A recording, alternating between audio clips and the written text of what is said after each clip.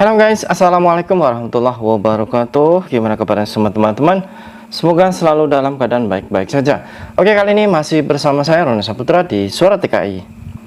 Oke, kali ini guys ada sebuah berita yang sangat mengejutkan yang kemarin setelah teman-teman melihat semua, yaitu hasil rapat Pak Benny bersama kementerian yang lainnya, yaitu katanya sudah dicabut ya Permendag 2023.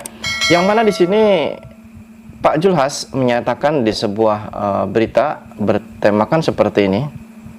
Tak lagi dibatasi, barang kiriman TKI bisa sampai 1.500 US dollar per tahun. Ini yang kemarin usulan Pak Benny 2.500 atau 2.800 ya. Namun di sini dituliskan katanya TKI bisa sampai 1.500 US dollar. Ini nggak tahu mana yang benar, yang mana di sini kronologinya. Pemerintah mencabut kebijakan pembatasan jumlah dan jenis barang kiriman pekerja migran Indonesia atau PMI. Aturannya kembali kepada aturan lama, yakni barang kiriman PMI dibebaskan bea masuk senilai 1.500 US dollar per tahun atau setara dengan 24 juta rupiah. Wah, ini kalau sudah nyampe 24 juta rupiah itu nilai yang sangat fantastis guys ya.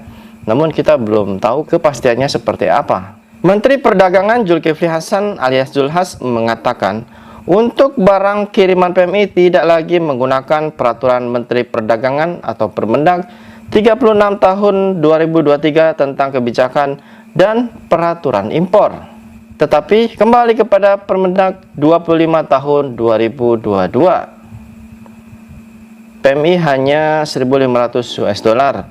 Jenis barang urusan bea cukai nggak diatur Permendag lagi, kata Julhas ditemui di kantor Kementerian Bidang Koordinator Perekonomian Jakarta Pusat Selasa tanggal 16 bulan 4 2024. Nah, itu adalah pernyataan Pak Zulkifli Hasan terbarunya ya, yang mana setelah kemarin yaitu rapat bersama Pak Benny dan bersama kementerian yang lainnya.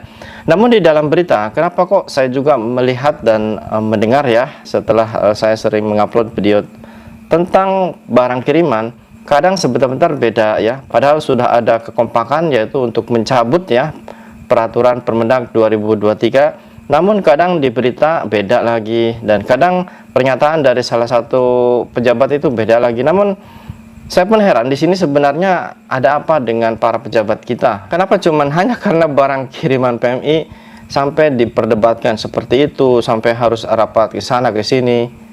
Padahal itu kan kalau dipikir secara logika ya, itu cuman barang pindahan, barang kita yang kalaupun kita emang beli di luar negeri, itu kan barang bekas yang kita pakai ya, yang kita mungkin sudah digunakan di sana. Dan juga kalaupun ada barang-barang yang lebih mahal, itu biasanya pemberian dari majikan dan nggak mungkin untuk dijual lagi.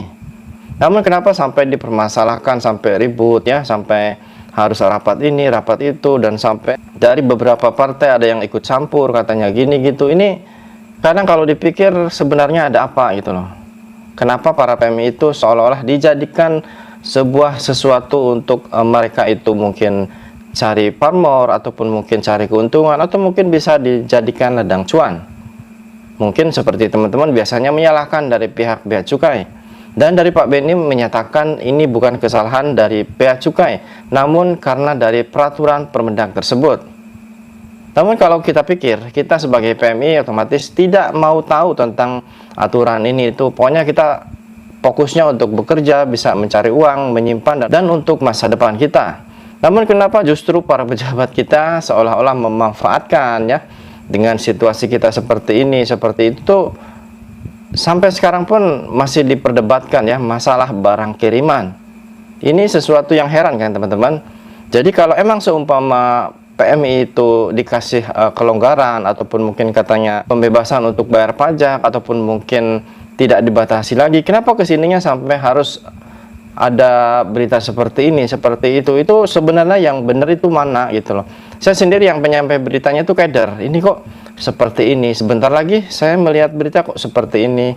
Jadi untuk teman-teman, intinya kita nggak usah terlalu memikirkan tentang masalah tersebut. Yang penting fokus untuk bekerja, dan apabila ingin mengirimkan barang, kirimlah barang-barang yang sewajarnya saja.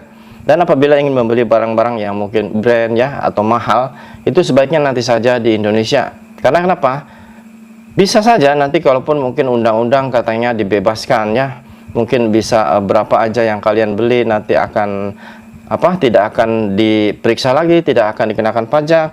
Kita kan tidak tahu, mungkin nanti sudah nyampe ke bandara di pihak bea cukai, mungkin ada saja pihak bea cukai yang nakal, mungkin kita harus bayar pajak lah, katanya ini barangnya kok baru banyak sekali lah. Jadi untuk menghindari itu, jadi untuk teman-teman yang pengen kirim barang sewajarnya saja. Jadi jangan sengaja membeli barang-barang yang bagus, yang mahal ya, terus dikirim, nanti pas dikirim takutnya ya seperti ini. Kalaupun mungkin undang-undang sudah disahkan ya, sudah ada peraturannya, namun kan yang namanya orang ya, kita kan tidak tahu.